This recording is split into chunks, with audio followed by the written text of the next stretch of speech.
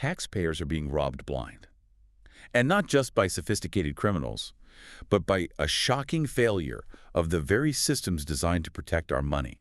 That really is the core paradox we're digging into today, isn't it? I mean, we see these huge headlines all the time, billions of dollars lost, draining public funds. Right. But then at the same time, you see the success stories. The perpetrators get caught, they get tried, they go to jail.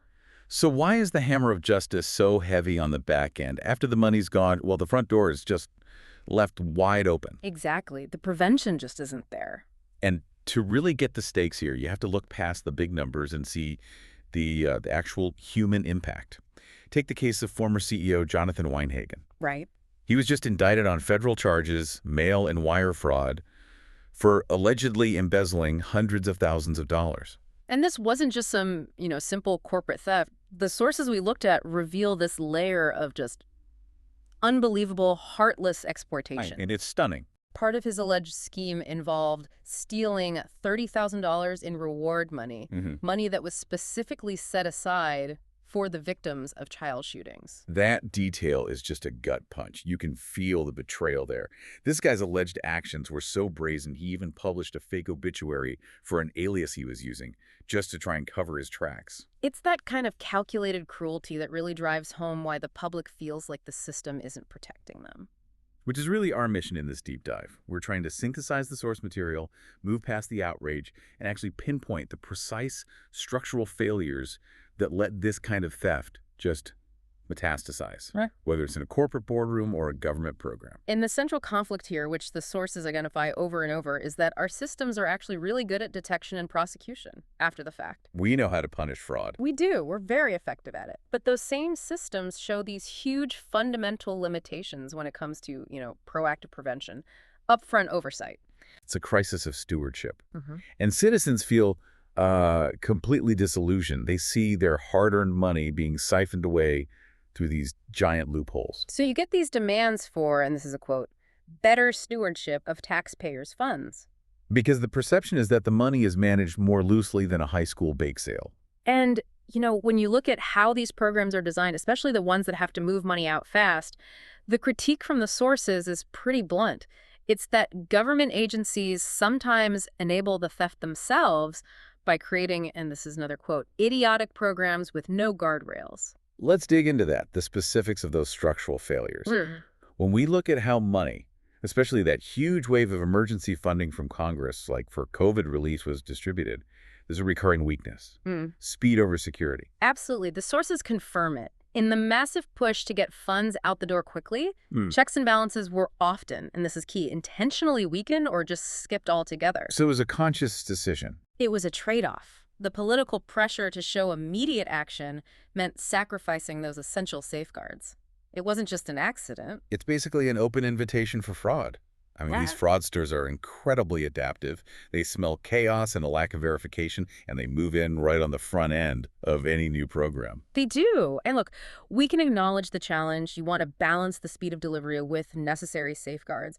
But the sheer amount of fraud from that period shows that the balance was tipped way, way too far towards recklessness. And the failures in basic verification are just staggering. Oh, they are. Our sources detailed these massive fraud cases where state organizations allegedly sent huge reimbursements to groups claiming to serve thousands of people a day. Often kids, right? Or other vulnerable groups. Exactly. And they did this without ever visiting the location, without even confirming the organization was real or if their claims were physically possible. So wait, let me get this straight.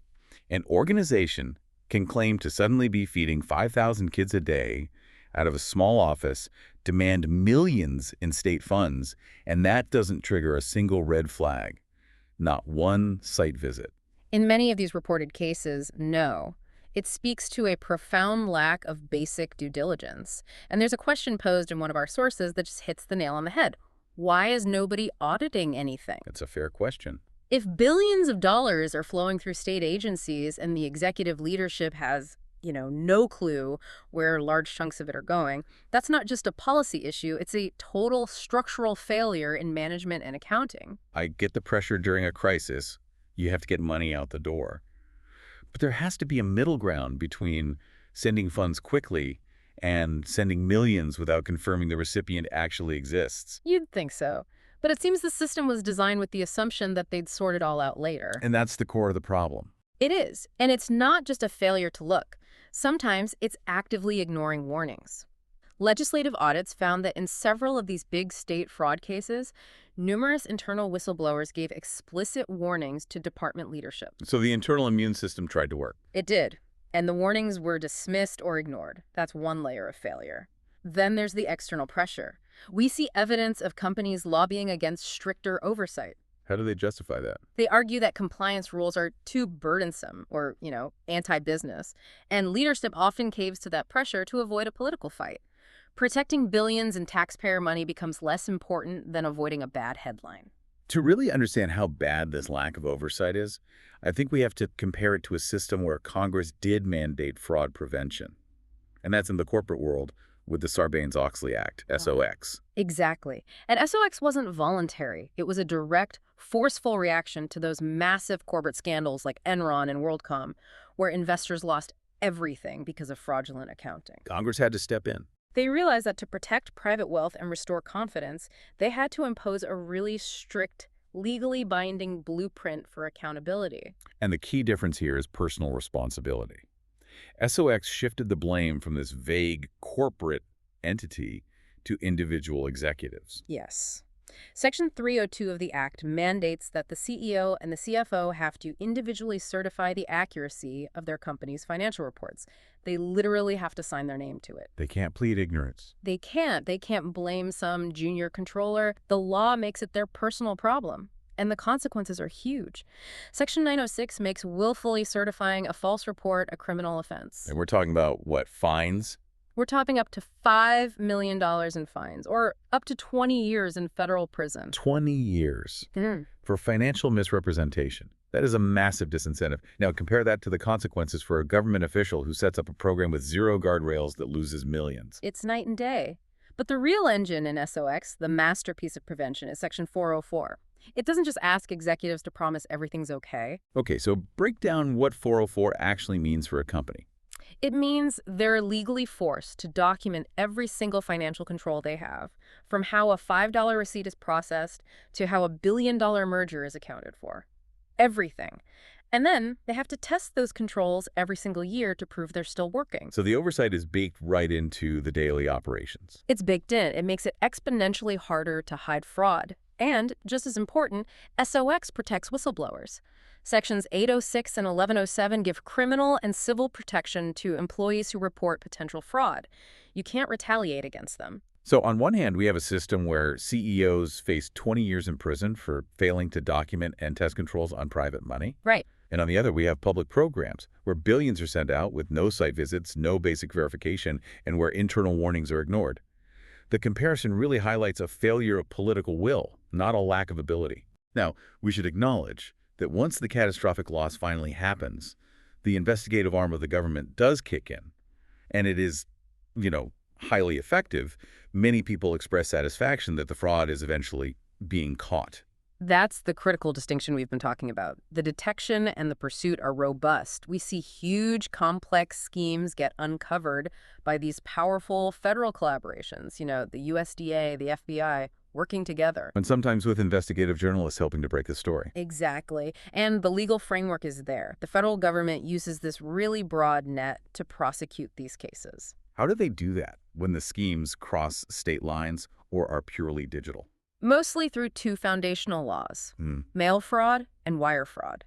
These statutes cover pretty much any scheme to defraud that uses physical mail or electronic communication email, wire transfers, phone calls across state lines.